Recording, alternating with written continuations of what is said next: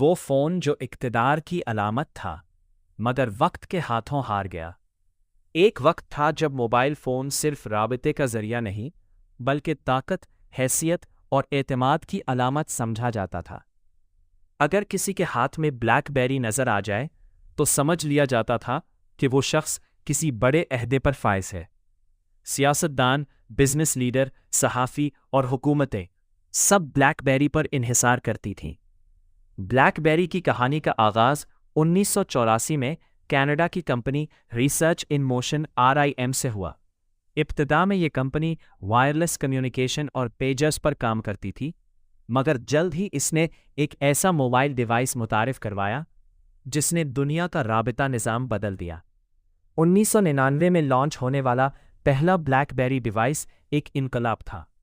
یہ وہ زمانہ تھا جب ای میل کمپیوٹر تک محدود تھی، مگر بلیک بیری نے ای میل کو جیب میں پہنچا دیا۔ یہی وجہ تھی کہ اسے کریک بیری بھی کہا جانے لگا، کیونکہ لوگ اس سے الگ نہیں رہ پاتے تھے۔ 2000 کی دہائی کے آغاز تک بلیک بیری کا کوئی مقابلہ نہیں تھا۔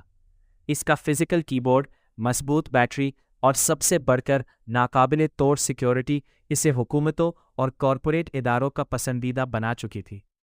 امریکی صدر، یورپی رہنما اور بڑے کارپوریٹ ایگزیکٹوز سب بلیک بیری استعمال کرتے تھے۔ کمپنی کا ماننا تھا کہ صارفین کو تفریح نہیں بلکہ محفوظ اور تیز کمیونیکیشن چاہیے۔ یہی سوچ بلیک بیری کو کامیابی کی بلندیوں تک لے گئی۔ لیکن مسئلہ اس وقت پیدا ہوا جب موبائل فون صرف ای میل اور کال سے آگے بڑھنے لگے۔ 2007 میں ایپل نے آئی فون متعارف کروایا، جس نے اسکرین، ٹچ اور ایپس کے ذریعے موبائل فون کا تصور ہی بدل دیا۔ بلیک بیری کی انتظامیہ نے آئی فون کو ایک کھلونا سمجھا۔ ان کا خیال تھا کہ ٹچ اسکرین سنجیدہ صارفین کے لیے نہیں اور فزیکل کی بورڈ کے بغیر فون کامیاب نہیں ہو سکتا۔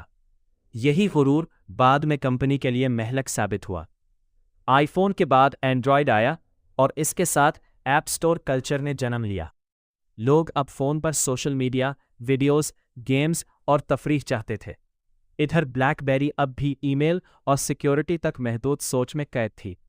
کمپنی نے ٹچ فون بنانے کی کوشش کی، مگر نہ سافٹ ویئر مضبوط تھا، نہ ایپس کی دنیا میں کوئی خاص مقام۔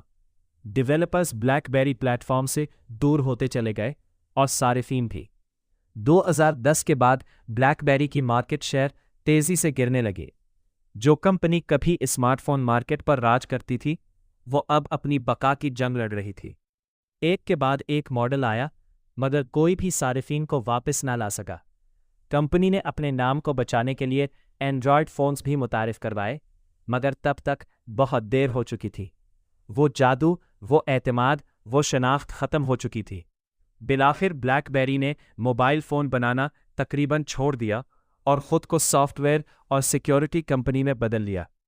اگرچہ بلیک بیری آج بھی کسی حد تک موجود ہے، مگر وہ طاقت، وہ رعب اور وہ مقام تاریخ کا حصہ بن چکا ہے۔